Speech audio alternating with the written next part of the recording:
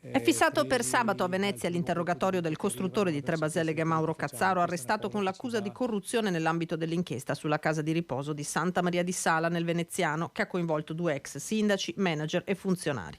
Un rapporto stretto, quello tra la Cazzaro Costruzioni e la Marca Trevigiana. L'impresa non ha realizzato solamente il bosco verticale progettato dall'archistar Stefano Boeri, ma sta portando avanti in centro a Treviso un altro cantiere di pregio in piazzetta Sant'Andrea e si appresta a partire con un altro intervento ancora in via Montello. In quelle occasioni che ho avuto modo di confrontarmi con Cazzaro e con la sua azienda per quanto riguarda le operazioni fatte nel comune di Treviso, sono state operazioni assolutamente trasparenti e regolari. Conte non ha motivo di pensare che i cantieri in corso possano subire una battuta d'arresto, né ha dubbi sul discusso bosco verticale. Da presidente dell'Anci Veneto si rivolge semmai ai sindaci. Non ci sono margini per dire si lavora rispettando le regole o si lavora non rispettandole, non c'è discrezionalità sul tema, si lavora esclusivamente nel rispetto delle leggi e delle regole.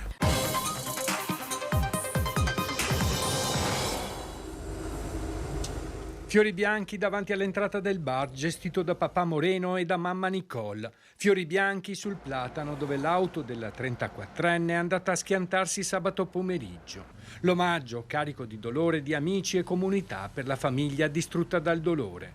Mentre l'inchiesta nel frattempo va avanti. Per la morte di Edward Bressaglia, di appena 4 anni e mezzo, mamma Nicole è stata iscritta nel registro degli indagati con l'ipotesi di reato di omicidio stradale. Il dramma che si somma al dramma, un atto dovuto, spiegano gli investigatori, per chiarire la dinamica di quanto accaduto. La giovane madre aveva infatti trascorso tutta la notte al pronto soccorso del Cafoncello.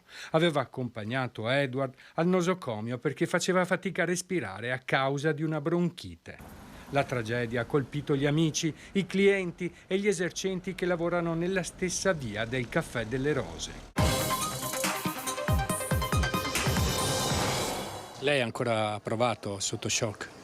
Sì, in tanti anni di servizio non ho mai visto una scena del genere. Linea 204 proveniente da Villa d'Asolo per Castelfranco. L'autista salta una fermata a Riese Pio X. Sono le direttive aziendali per permettere un carico scaglionato degli studenti su più mezzi distanziati di pochi minuti. 2 padri con i figli in auto decidono di inseguire la corriera. Nella folle corsa ad un certo punto uno di loro supera il bus e tagliandogli la strada lo blocca. Niente, non è stata una bella situazione, sembrava un film poliziesco di inseguimento. Ho temuto il peggio.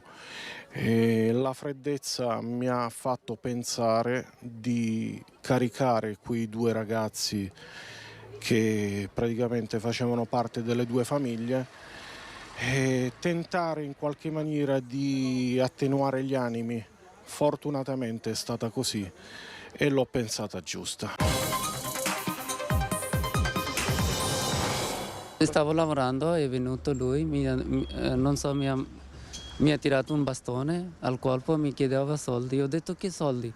E dopo nessuno poteva avvicinare lui, mi ha rotto tutti i vetri, biciclette, bastoni, ferro, tutto mi ha lanciato e dopo mi ha fatto male anche lì e mi chiedeva soldi. Lui lanciava i vetri anche, quello che voleva avvicinare lui lanciava tutti i vetri. Racconta minuti concitati Zahir, titolare con il padre e il fratello di questo internet point in via Zenson, a ridosso dello stadio di Treviso e a pochi passi dal PUT. Sono le 11:30 quando un connazionale bengalese di 28 anni entra nel negozio usato per il trasferimento di denaro all'estero, chiedendo dei soldi.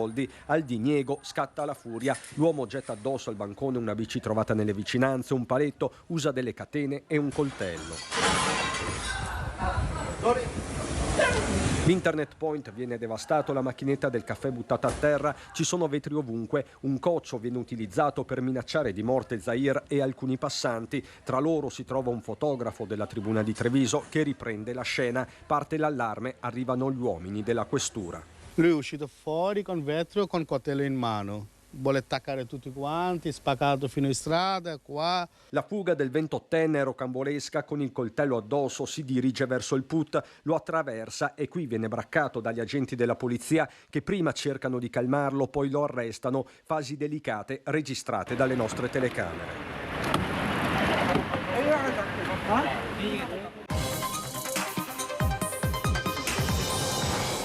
Elia Fiorindi, 18 anni, e Aymen Adda Benameur, 17, si sono trovati faccia a faccia nel parco pubblico a Varago, uno di fronte all'altro. Sul piatto la cessione di qualche dose di hashish.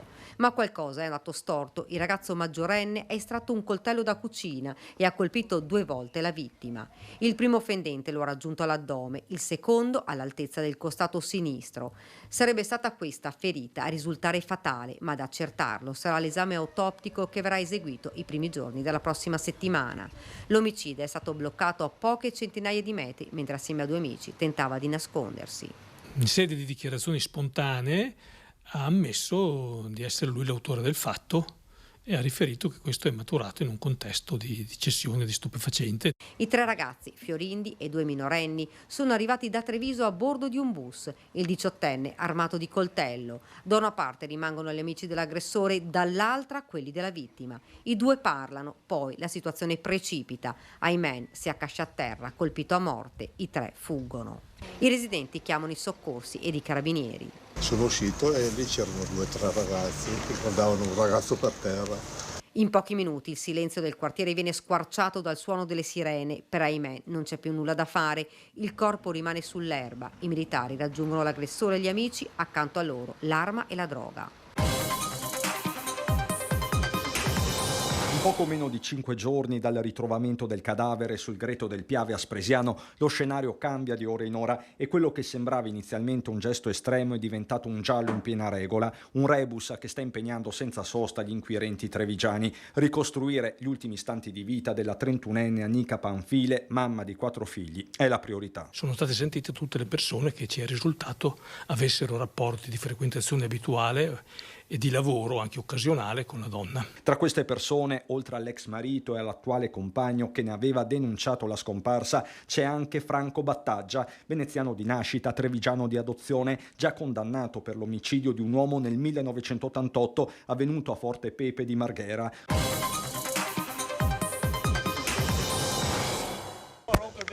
No, posso chiederle di... Posso chiederle? Solamente. Anche sopra per me stesso. Ancora. Dai. Lei è fermato di una ferita aperta. Dai, sto soffrendo per me stesso. Vuoi farmi... Non nasconde fastidio e irritazione Franco Battaglia davanti ai cronisti, lui che della cronaca è stato protagonista per decenni, come superlatitante dopo una condanna per omicidio. Da anni l'uomo, oggi 77enne, si è rifatto una vita con una pescheria molto apprezzata a Spresiano. Anika la conosceva bene, per lui lavorava anche come signora delle pulizie in questa casa alle porte di Arcade, dove Battaglia arriva a bordo della sua auto poco prima delle 13. Una toccata e fuga, poche frasi ma precise. Andate dai carabinieri. C'è la deposizione. Ma lei è stato sentito dai carabinieri? Chiaramente. Subito. Però è una ragazza che ha lavorato per lei, che conosce da E tanti che mi anni. piaceva. In che senso le Quindi piaceva? c'era una storia anche? Come lavoratrice era eccezionale. Eccezionale. Quindi, cosa vuoi che ti dica? lei è una delle poche persone È che che il dolore ce l'ha tutti di questa faccenda, non solo io.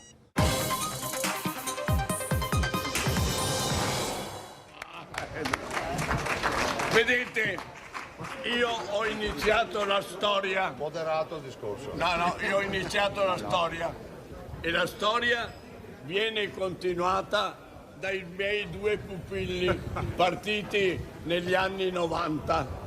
È Giancarlo Gentilini a prendere la scena per primo dal palco allestito sotto la loggia dei 300 per la prima conferenza stampa di Conte dopo la vittoria. Dopo la lunga notte di festeggiamenti, Mario Conte ringrazia tutta la squadra e lancia una frecciata allo sconfitto De Nardi. Il risultato si è visto, tant'è che siamo riusciti a prendere 2000 voti in più rispetto al 2018. Quindi significa che se c'è un tema legato all'astensionismo, quello è un tema che non riguarda noi, ma riguarda un'altra forza politica che evidentemente ha fatto delle scelte diverse che non convincono gli elettori tanto da non portarli a votare. Ed da poco passata l'1 di notte, quando il rumore della pioggia che sta scendendo in quel momento viene interrotto da quello che qualche residente descrive come un boato. Pensavo che qualcosa fosse esploso, è stato impressionante, racconta chi vive a pochi passi da dove si è consumata l'ennesima tragedia sulle strade della Marca.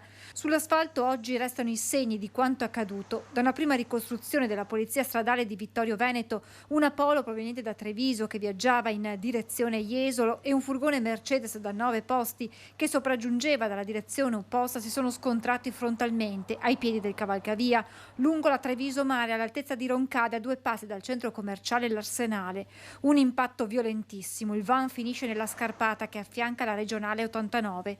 In pochi istanti sul posto arrivano i vigili del fuoco e i sanitari del SUEM. Per Ludovico Brunello, 31 anni, di San Biagio di Callalta, per la collega Valeria Orsoni, 24 anni, di Treviso, che viaggiavano a bordo della Polo, e per Dominga Orsato, 53 anni, di Asolo, al volante del Mercedes non c'è purtroppo più nulla da fare. Coinvolto anche un terzo veicolo, sopraggiunto pochi istanti dopo lo schianto. Feriti in modo non grave i 2 uomini a bordo di 34 e 42 anni e il 56enne che si trovava sul sedile del passeggero del van. Colpita alla testa e forse soffocata coprendole in naso e bocca. Sarebbe emerso questo dall'esame autoptico su Margherita Ceschin. La 72enne, insomma, sarebbe stata uccisa, forse mentre stava dormendo sul divano. Ed è lì che è stata trovata ancora in pigiama. Il suo cuore ha cessato di battere tra venerdì e sabato. La grondaia staccata, storta, come se qualcuno si fosse aiutato per arrampicarsi e raggiungere il terrazzo. Se qualcuno è salito là, adesso non si sa, comunque. Adesso stanno facendo le indagini, quindi...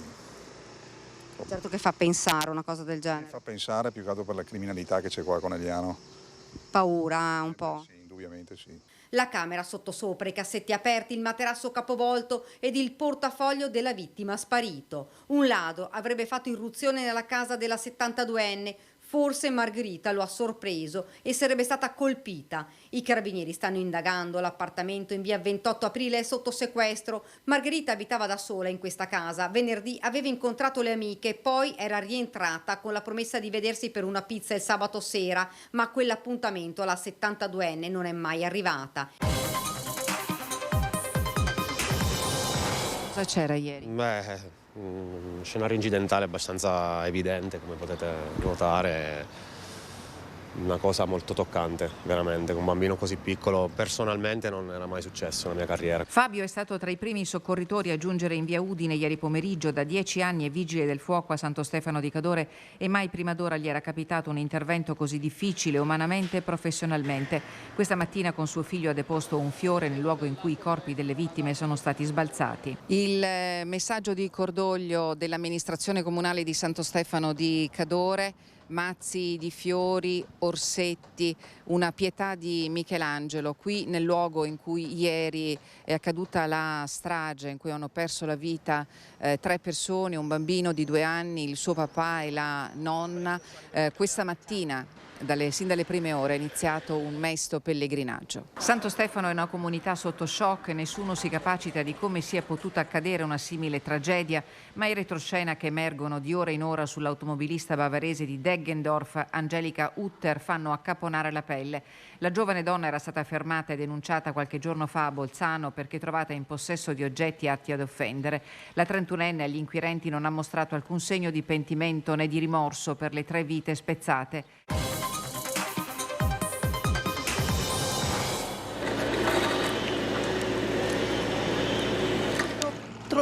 Tanta paura, è andata così. Dov'era quando si è scatenato il finimondo? Io ero in camper mio e ci siamo aggrappati al tendalino perché stava volando via. Guarda la sua auto sconsolata e piange questa turista di Mestre che ieri pomeriggio ha vissuto momenti di puro terrore a Campolongo di Santo Stefano di Cadore. Una bufera di vento con raffiche oltre 140 km/h si è incanalata nella valle attraversata dal Piave e ha scoperchiato case, schiantato gli alberi, caduti uno dopo l'altro come birilli. Se non è una seconda vaia, poco ci manca. Queste le condizioni che abbiamo trovato, questa è la situazione che abbiamo trovato questa mattina all'esterno del camping Comelico, dove ci sono le macchine operatrici che stanno lavorando. Guardate la distruzione delle auto sepolte dagli schianti degli alberi. Tutto attorno a noi c'è una immagine che emotivamente ancora richiama i drammatici eventi di 4 anni fa.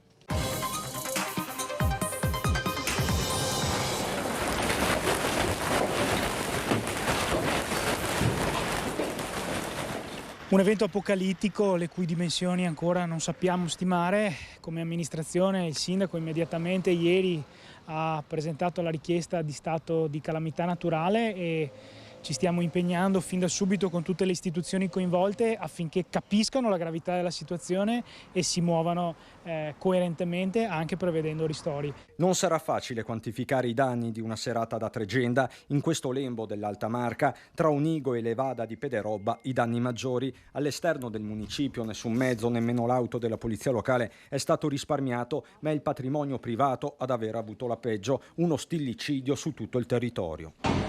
Mamma mia ragazzi, che roba! Mascia Dio!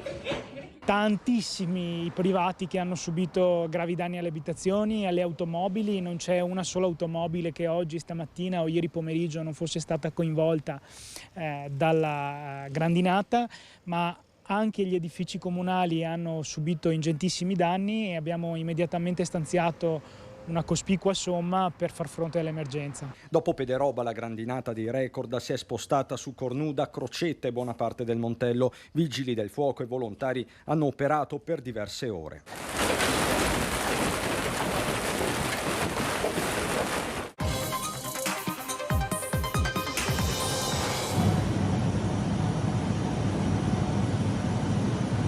È evidente che i prefetti da qualche parte queste persone le devono mettere. Se non ci sono degli immobili, la soluzione estrema è la tendopoli.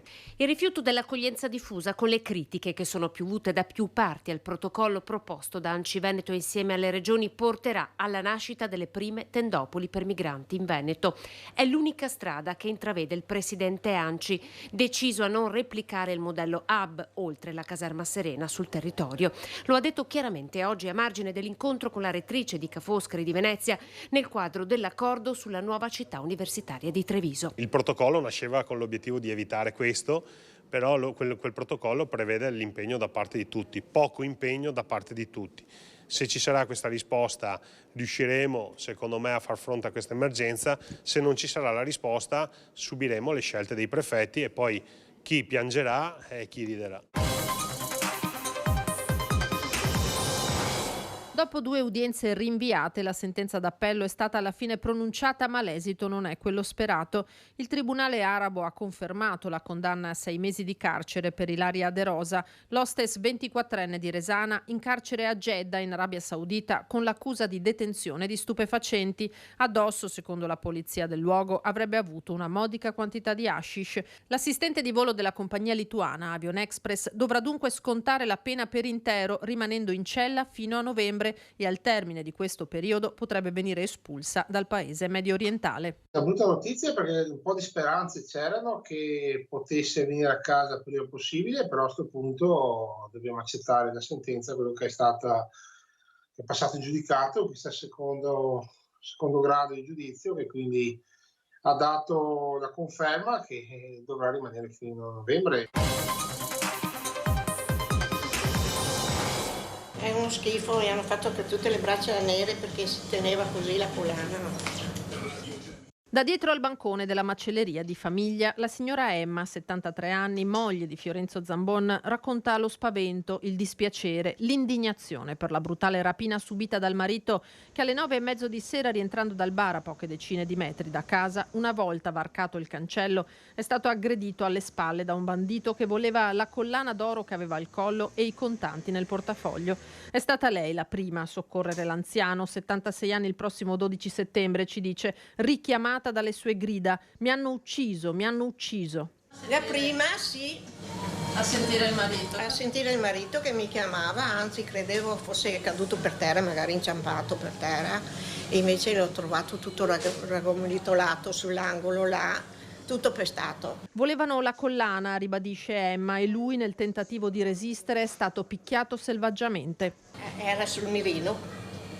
la collana, bellissima, fatta da un artista e perciò l'era in vista e tutti la conoscono, tutto il paese la conosce la collana. Gli inquirenti stanno terminando la raccolta delle testimonianze degli avventori del bar nazionale. Che Zambon potesse risultare un bersaglio l'hanno affermato anche ai nostri microfoni. Le casine, perché tanti stranieri, vai vede comunque esibisce un po' di soldi in compagnia bea, infatti che succede che roba.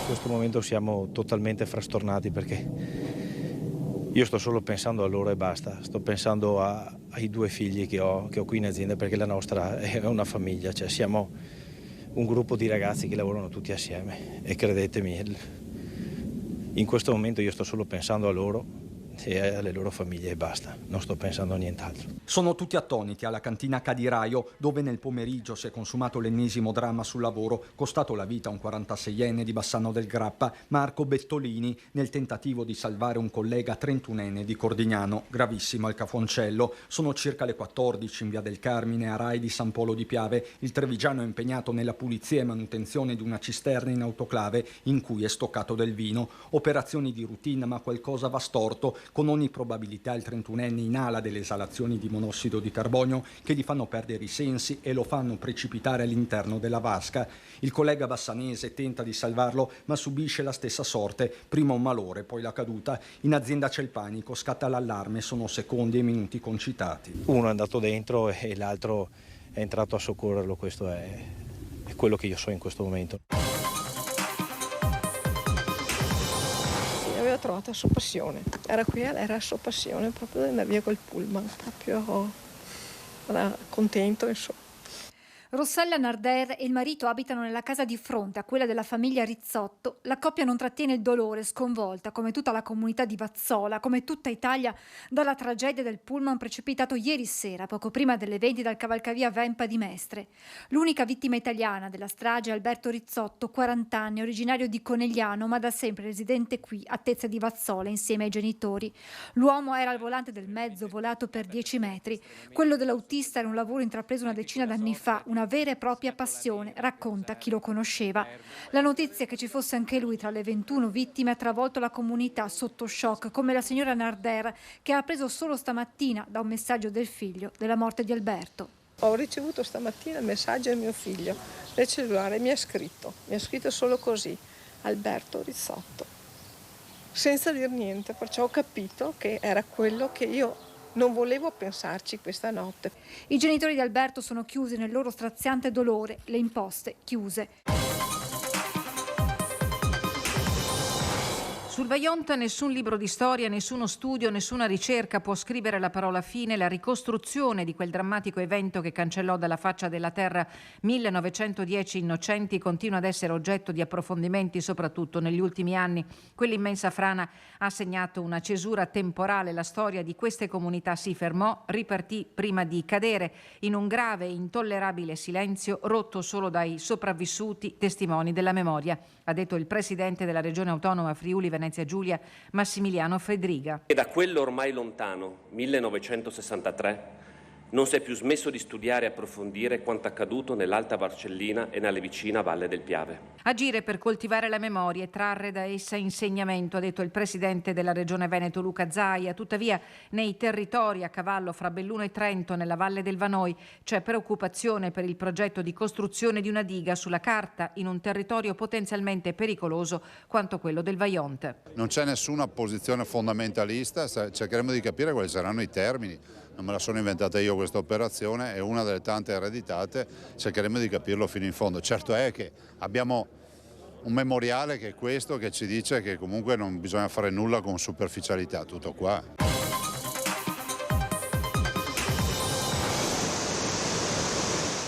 Alla fine è arrivata tra le 12 e le 13 la tanto attesa piena del Piave, attestandosi poco sotto i 7 metri. Così hanno certificato le aste idrografiche presenti lungo il corso d'acqua, sorvegliato speciale di fatto da inizio settimana con i centri operativi comunali, i COC, che hanno lavorato senza soluzione di continuità, come a Ponte di Piave, dove nella notte è arrivato un nuovo ordine di evacuazione per 10 famiglie, 2 le persone alloggiate in casa di riposo. Abbiamo ritenuto proprio rispetto a questa necessità di intervenire immediatamente mettendo già in sicurezza dalle prime ore dell'alba, proprio per evitare di trovare spiacevoli situazioni anche di ingresso di acqua all'interno delle abitazioni, anche perché c'è una confluenza anche del Cre2 e della Negrigia, che sono due fossati che chiaramente sono anche oltre il livello e che quindi vanno a confluire poi nel Piave. Allo stato attuale sono rientrate nelle proprie abitazioni le famiglie di via Piave, restano evacuate quelle di via Zattere. La strada che porta nelle case risulta ancora allagata, da valutare eventuali danni. Da Ponte di Piave a Zenson il fiume ha invaso le prime aree golenali. In via Ansa il colpo d'occhio impressionante, anche nella zona della trincea del primo conflitto mondiale, una sorta di lago che lambisce senza toccarle le abitazioni.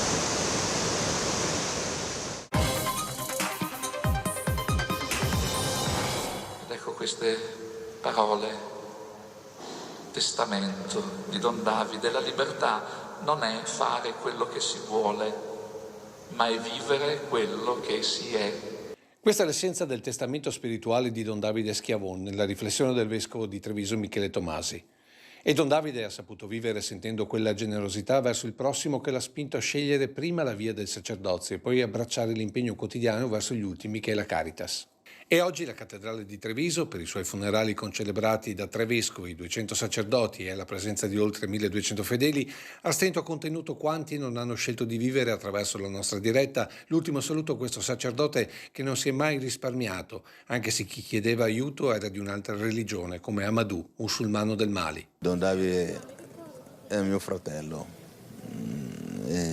Abbiamo fatto tanti anni insieme, collaboratore prima, poi dopo abbiamo fatto un progetto in Mali.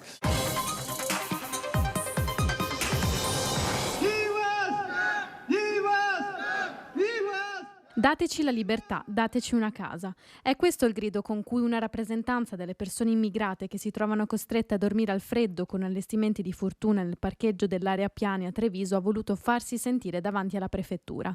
Alcune di loro hanno un lavoro, ma non riescono ad entrare nei sistemi di accoglienza a causa della burocrazia. Tra queste anche Mandip Singh, 32 anni, di origini indiane, da poco più di una settimana in città, morto venerdì sera per cause ancora da accertare, probabilmente un infarto. Mandip era una delle 22 persone che attualmente vivono nell'area Piani, tra loro anche Nasir. Vivo nel parcheggio perché non ho nessun altro posto dove vivere, non un rifugio, non un tetto. Oggi siamo qui per chiedere che la burocrazia ci dia la possibilità di avere i nostri documenti, ma siamo qui soprattutto per chiedere giustizia per Mandip, per chiedere che ci venga dato un tetto. Freddata con diverse coltellate sull'uscio di casa, è morta così poco dopo l'ora di pranzo Vanessa Ballan, 26 anni, mamma di un bimbo di 4 ed incinta del secondo. Abitava in questa villetta in via Fornasette a Spineda di Riese Pio X.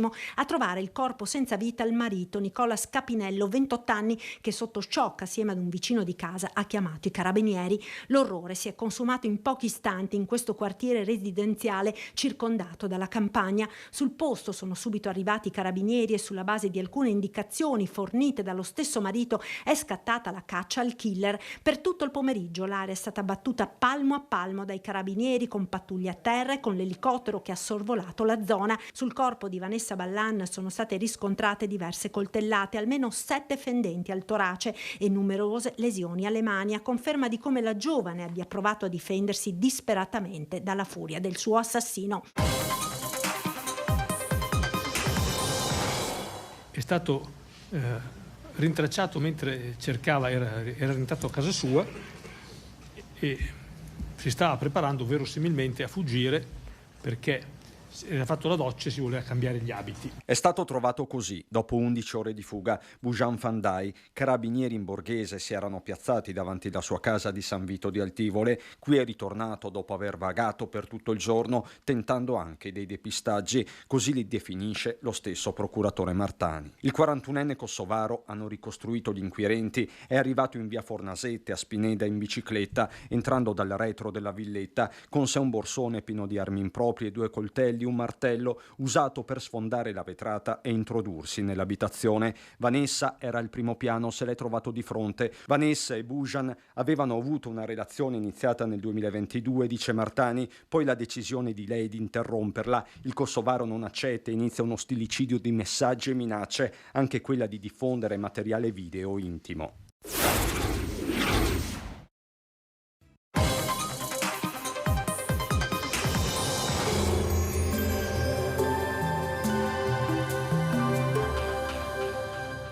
Entra nel mondo Lolato. Da oltre 40 anni un team di professionisti per migliorare la qualità della tua vita. Centro del piede con servizi di podologia. Laboratorio per la produzione di plantari e calzature su misura. Bentrovati al Meteo. Inizio del nuovo anno con il flusso perturbato atlantico sull'Europa che potrebbe interessare marginalmente l'Italia. Vediamo il dettaglio di martedì 2 gennaio. Sul Veneto estese nebbie al mattino, cielo dunque molto nuvoloso. In serata e nella notte tra martedì e mercoledì la nostra regione potrà risentire di qualche pioggia. Proseguirà il clima piuttosto mite con temperature minime tra 3 e 5 gradi, massime tra 6 e 9 gradi all'incirca. Spostiamoci ora sul Friuli Venezia Giulia. Il cielo sarà grigio e coperto. Nella seconda parte della giornata non sono esclusi dei piovaschi a carattere sparso. Temperature minime tra 3 e 7 gradi, massime sugli 8-11 gradi. Infine diamo uno sguardo alla situazione del Trentino Alto Adige, dove avremo anche qui molte nubi, con qualche schiarita soltanto sui settori di confine nel pomeriggio. Temperature minime intorno ai 2-3 gradi, massime sui 7-9 all'incirca. Dal meteo è tutto, vi auguro un buon proseguimento in nostra compagnia.